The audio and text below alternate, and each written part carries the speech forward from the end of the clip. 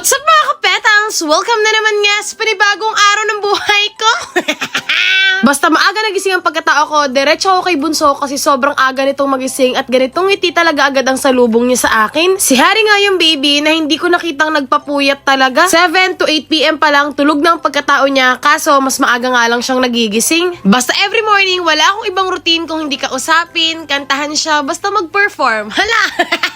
After nga namin mag-prepare, iiwan ko na sila kasi aalis niya ang aming pagkatao. This time, wala akong isasamang bata kasi hindi sila pwede dun. Bali, si Harrison nga, kay Ate Rhea ko iiwan, pero dahil tulog pa naman nga si Harrison, sabihin ko kay Ate B, tawagin na lang si Ate Rhea pagkagising na. Bago nga ako dumiretso sa aking pupuntahan talaga, may dinaanan nga muna kami saglit. Walang iba kung hindi ang aking kumpare din, talaga namang artistahin na ang dating. Hala!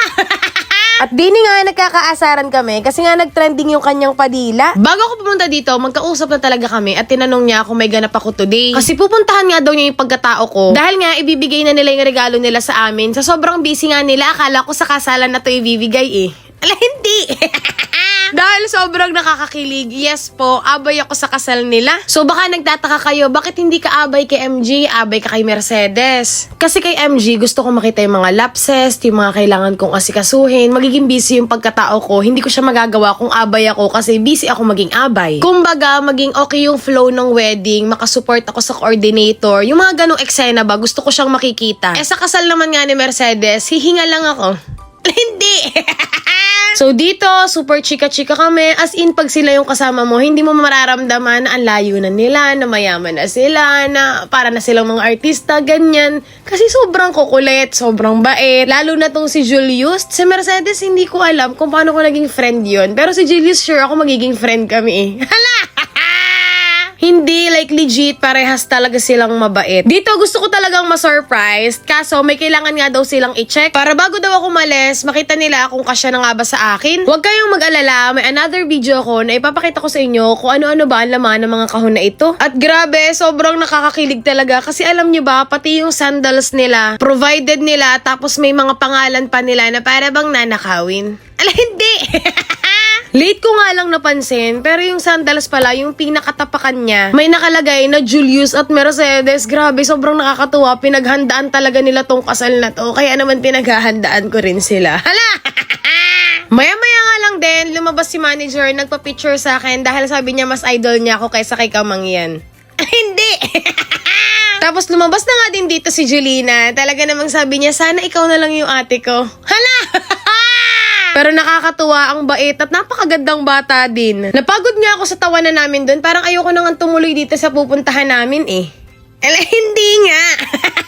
Bali, dalawang wedding nga yung pupuntahan ko. At ako nga ay nag-pamper day na dito kasi baka hindi ko na nga siya masingit. At alam nyo naman, wala akong ibang pamper day sa katawan kung hindi buhok lamang kasi hindi ako mahilig magpa-facial, manicure, pedicure o kahit ano pang pamper day ng mga babae. Buhok lang talaga yung pinaglalaanan ko ng oras. At wala nga akong ibang pinag-aayusan ng buhok kung hindi sa CJ Studio Salon. Dito nga ito sa may bayan, malapit sa traffic light sa taas ng China Bank. Medyo mataas nga lang ito sa 3rd floor, yung tipong pag-akyat mo payat ka na.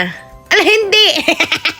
At syempre, sa pamper day ko na ito, kasama ko si Mama dahil mahilig din yan magpaayos ng buhok at pinaalagaan ko na nga yung buhok niya kay CJ. Kaya alam nyo ba, kahit pakulay ako ng pakulay ng buhok, hindi nasisira o hindi nagdadry yung buhok ko kasi ang gaganda ng mga treatment na ginagawa dito sa CJ Studio Salon. Pati si Mama, tuwang-tuwa sa trabaho ng salon na to, kaya every time na maririnig niya na pupunta ako dito, sumasama siya. Hala!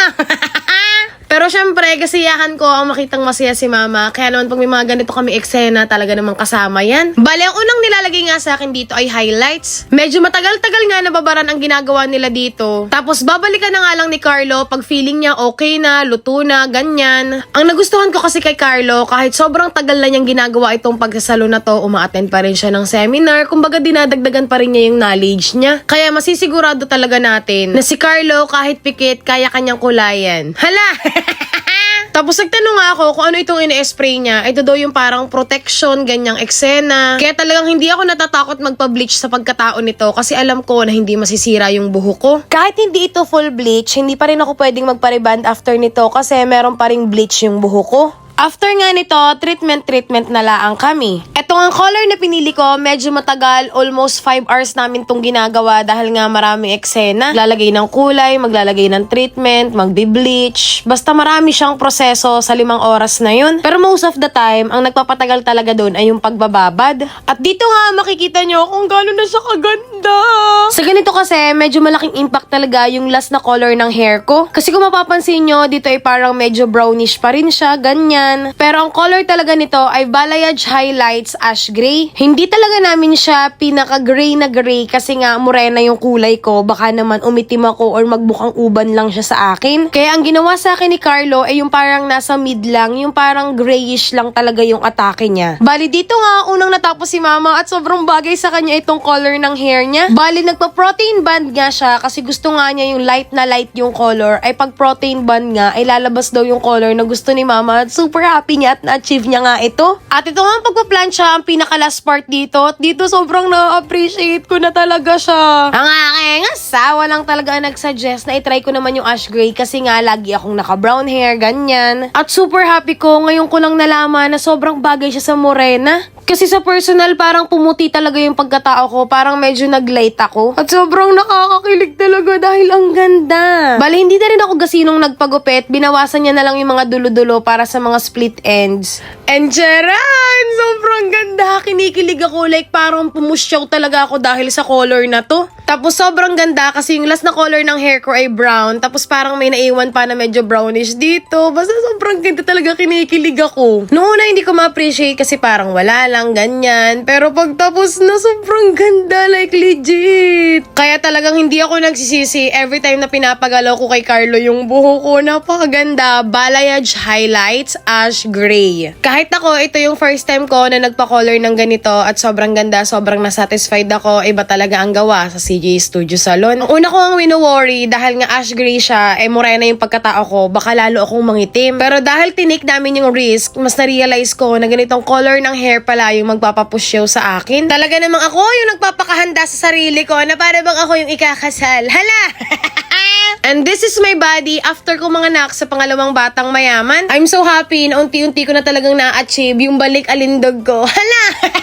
At sobrang laki talaga ng naitulong sa akin itong Shepu Apu Juice. Dahil ito nga ay may L-carnitine, glutathione, Garcinia Cambogia, stevia, sodium ascorbate na talaga namang makakatulong para tamarin kang kumain. Kaya naman talagang kahit ang daming tukso na cravings dyan sa paligid, talaga namang nakokontrol ko yung tipong kahit gusto ko pang kumain, hindi ko na kayang lunukin. Dahil kay Shepu Apu Juice talaga, tatamarin kumain yung pagkatao mo, balit twice a day ko nga siya iniinom, 30 minutes usually bago ako kumain. Isa pa sa pinakagusto ko maliban sa sobrang sarap na niya, hindi ka magpupururot, so anytime, anywhere, pwede mo siyang inumin. Kaya naman talagang Shepu Apu Juice, mabuhay ka ng matagal kasi kailangan ko kayo para sa program ko. Program? O siya, dahil kinokontrol ko ang cravings ko, magpo-focus na lang ako sa cravings nyo. Sige na, i-comment ang cravings dyan sa baba. Dali, sobrang thank you Lord po talaga sa araw na ito. Bukas po ulit, ha? Para sa patuloy na po cravings, huwag niyo kalimutan i-check ang ating comment section at baka ikaw na rin ang manalo ng brand new phone. Salamat!